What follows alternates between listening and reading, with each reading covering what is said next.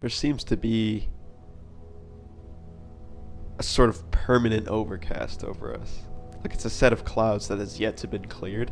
There's this external dread, or I should say existential dread, that we all seem to carry. I think perhaps it's our one unifying trait, our generational theme, I guess. For millennials, it was cracking the perfect work-life balance. For Gen X, it was waking up to a disillusioned reality, realizing that the powers that be and the leaders of said powers don't always have your best interests at heart. So what does this leave Gen Z with? For the longest, it seemed that this generation didn't have a unifying trait, a common battle. I mean, statistically speaking, we're at the best point in human existence. Healthcare is the best. World peace is at an all-time high. However, if you were to pull 10, 20, 30, however many people aside, I don't think you would find that most of them claim to be happy. It's here that I believe the core cause is found. Apathy, which is a general lack of emotional drive. A lack of exuberance for life, if you will. However, this conclusion just leads to more questions. Can there be a solution to this? Where did this come from? Was this taught to us? And are we even justified in feeling this way? I believe that this is simply the natural progression of things. Over the course of many other generations, the previous of which have worked hard to provide gifts and give value towards the next generation. It's our underlying cause. However, there's an interesting trend.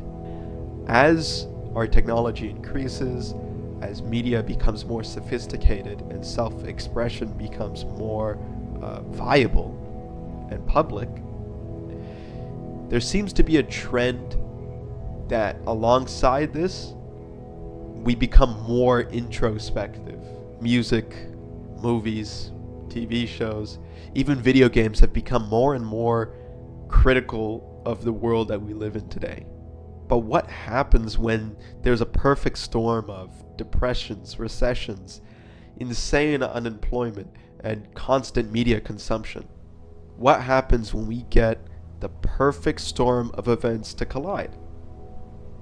This is the reason for many common trends: quiet quitting, overconsumption, and depression. Most of the powers that be aren't looking out for you. And this is not to say that companies or governments intentionally seek the ruin of people. It's just that they put their interests above our own. They don't live for the suffering of common people, but they just simply care about themselves. We've seen so many institutions defaced that it's ruined public trust in almost anything. But that also leaves the question of what happens when our trust in things that we once trusted becomes so demoralized, so tainted, that we have no other choice than to just surrender. Avoid believing in anything, because if I believe in something, eventually I'm going to be proven wrong, and I'm going to be shown that it was a foolish decision to ever give blind faith into anything. However, you have to ask yourself, what is the alternative in this case? Because that solution just offers yourself up to surrendering. And what does that even look like? Bed rotting, unemployment, I'm aware of the economic factors, constant escapism, dropping out of college, despite not having a plan whatsoever. The only thing that kind of angers me about this perspective is people believe that this is genuinely freedom. Some people will look at you as if you're in denial, as if you're holding wool over your own eyes if you don't admit this. When in reality, if you don't care about anything, if you're apathetic towards absolutely everything, you're not giving yourself freedom. You're cutting yourself off from any possible human experience, and that just leaves you as a sort of shell of a human being. It's the ultimate imprisonment.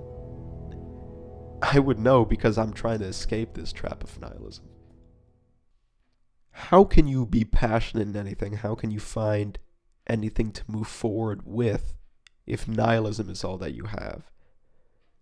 You're driving a car with a hole in the gas tank. It's simply not possible.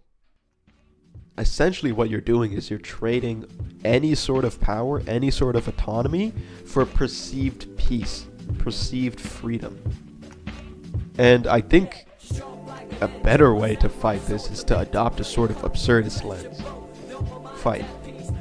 Fight anyway. Fight even though the deck is stacked against you. Care about politics even though a lot of them are self-interested. Thrust yourself into a career even though we're in an economic crisis. Invest time into belief systems like religion even though we've seen religious leaders defaced. Above anything, care. Care about something, someone. That in itself is living. Otherwise, you're just existing.